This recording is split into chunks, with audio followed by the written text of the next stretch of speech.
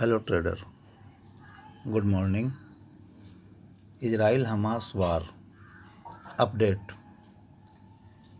युद्ध के हालात के बीच इजराइल की करेंसी शेकेल में सोमवार को तगड़ी गिरावट आई। बैंक ऑफ इजराइल ने कहा था कि वह अपनी करेंसी में गिरावट को रोकने के लिए $30 अरब से भी अधिक की विदेशी मुद्रा बेचने को तैयार है। हालांकि इस बयान का भी उसकी करेंसी पर कोई असर नहीं दिखा।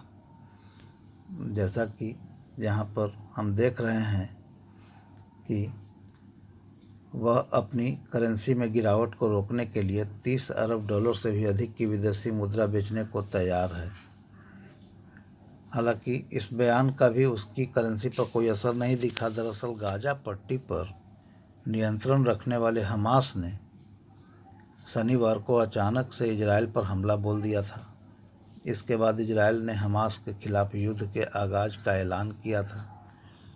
बैंक ऑफ इजराइल ने सोमवार को एक बयान जारी किया और इमरजेंसी स्थिति में अपनी करेंसी को सपोर्ट करने के लिए $30 अरब की विदेशी करेंसी को बेचेगी और ज़रूरत पड़ने पर $15 अरब तक की विदेशी करेंसी और निकासी की जा सकती है।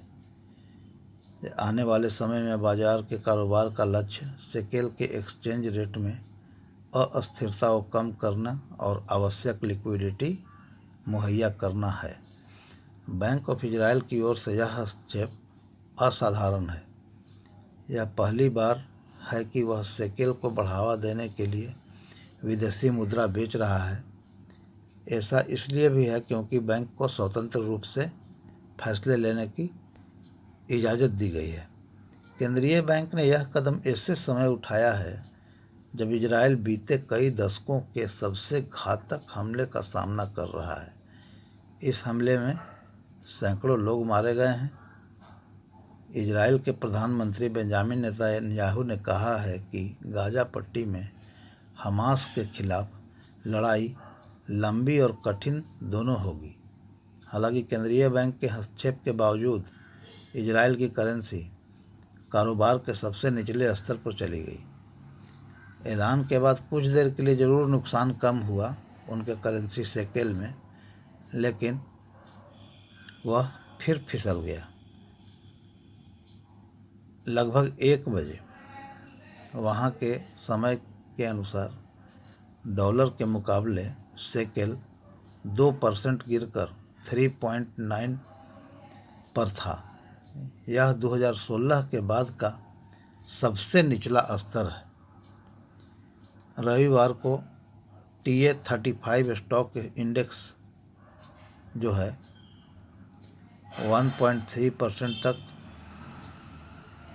की गिरावट की भरपाई के बाद 0.2% बढ़ गया।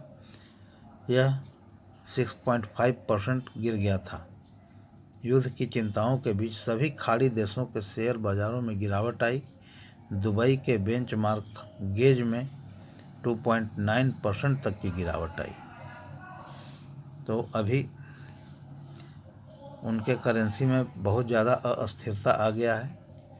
जैसे रूस के करेंसी में अचानक से गिरावट आई थी रूस यूक्रेन युद्ध के समय में, उसी तरह से अभी आप इजराइल हमास युद्ध में इजराइल के करेंसी पर गिरावट देख रहे हैं। हालांकि अभी गिफ्ट निफ्टी आपको 100 पॉइंट ऊपर दिखा रहा है, जैसा कि आप यहाँ पर देख रहे हैं। और कल अमेरिकी मार्केट भी आपको ग्रीन में बंद हुआ है। यहाँ पर आपको ये देखने की बात है कि ग्लोबल मार्केट का सेटअप क्या बता रहा है।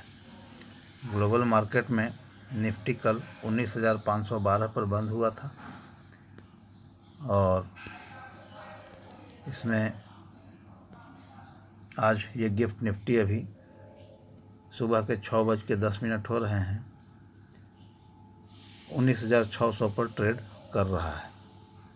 तो देखते हैं आज मार्केट की स्थिति क्या रहती है। आज तो गैप अप ओपन होने का संकेत गिफ्ट निफ्टी दे रहा है। Thanks for watching, like, subscribe and share.